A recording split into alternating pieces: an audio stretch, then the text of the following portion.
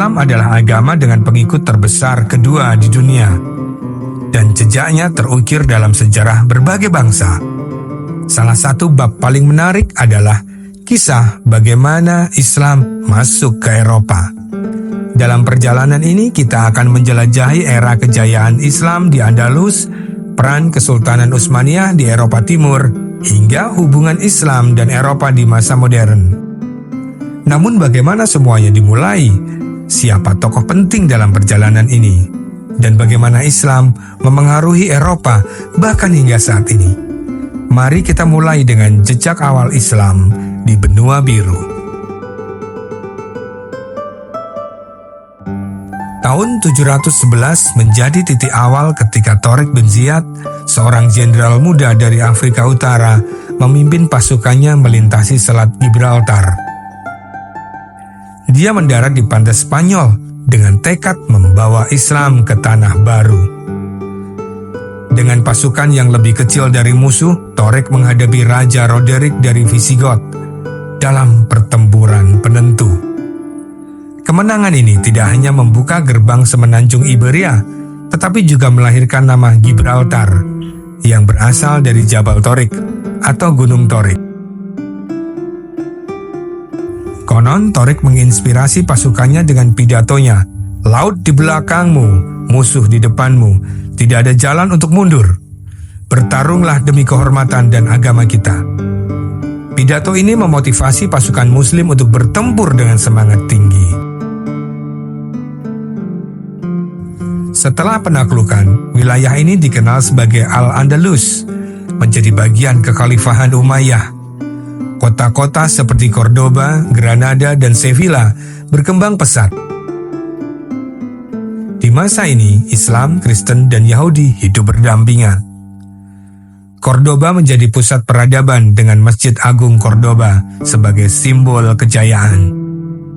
Perpustakaan di sana memiliki ribuan manuskrip yang meliputi bidang filsafat, kedokteran, matematika, dan astronomi. Abdurrahman I, seorang pangeran Umayyah yang melarikan diri dari Damaskus, membangun dasar kekuasaan yang stabil di wilayah ini. Ia memimpin dengan bijak, menciptakan budaya toleransi yang jarang ditemukan di tempat lain kala itu. Salah satu warisan terbesar Al-Andalus adalah kontribusinya terhadap ilmu pengetahuan. Tokoh seperti Ibnu Sina, Al-Zahrawi, dan Al-Idrisi mengembangkan karya-karya penting yang kemudian diterjemahkan ke dalam bahasa Latin. Pada abad ke-14, Kesultanan Utsmaniyah mulai memasuki wilayah Balkan dan Eropa Timur. Wilayah seperti Bosnia, Albania, dan Yunani menjadi bagian dari kekuasaan Islam. Berbeda dengan Al-Andalus, pengaruh Utsmaniyah cenderung lebih politis. Sultan Mehmed II yang dikenal sebagai sang penakluk mengambil alih Konstantinopel pada tahun 1453, menjadikan kota tersebut pusat peradaban Islam dengan nama Istanbul. Di Balkan, Islam membawa tradisi baru, namun tetap menghormati budaya lokal. Masjid-masjid megah dibangun dan hukum Islam menjadi bagian dari kehidupan sehari-hari.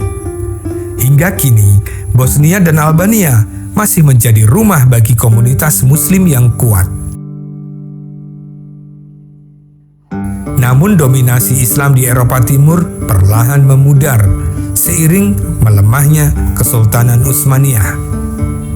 Kekuasaan politiknya digantikan, tetapi tradisi Islam tetap bertahan di tengah-tengah masyarakat lokal.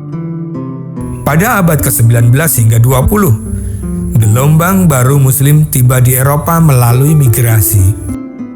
Perancis, Inggris, dan Belanda membawa pekerja dari koloni mereka di Afrika dan Asia untuk mengisi kekurangan tenaga kerja setelah Perang Dunia. Pada masa ini, komunitas Muslim menjadi tumbuh di kota-kota besar seperti Paris, London, dan Amsterdam. Hari ini Islam menjadi agama terbesar kedua di Eropa. Dengan lebih dari 25 juta Muslim, komunitas ini memainkan peran penting dalam berbagai bidang, mulai dari politik hingga budaya populer. Namun, hidup di Eropa bukan tanpa tantangan. Islam sering dihadapkan pada stereotip dan konflik. Meski begitu, dialog antar agama dan generasi muda Muslim telah menunjukkan bahwa ada harapan untuk masa depan yang inklusif. Islam telah menjadi bagian dari perjalanan sejarah Eropa selama lebih dari 1000 tahun. Dari Al-Andalus hingga Kesultanan Utsmaniyah hingga migrasi modern, Islam terus menjadi kekuatan yang memperkaya budaya dan kehidupan masyarakat Eropa. Sebagai umat manusia, kita diajak untuk belajar dari sejarah ini tentang toleransi, keberagaman, dan semangat untuk maju bersama.